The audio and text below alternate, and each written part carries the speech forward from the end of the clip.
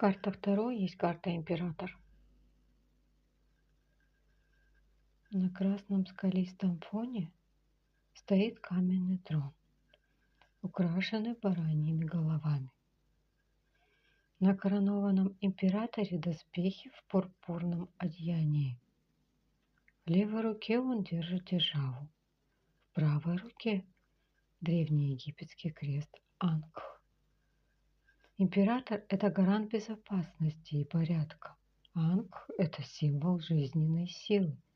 Он показывает, что император является силой, охраняющей и поддерживающей жизнь.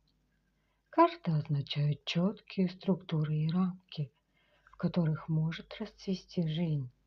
Она означает воплощение идей, намерений и желаний.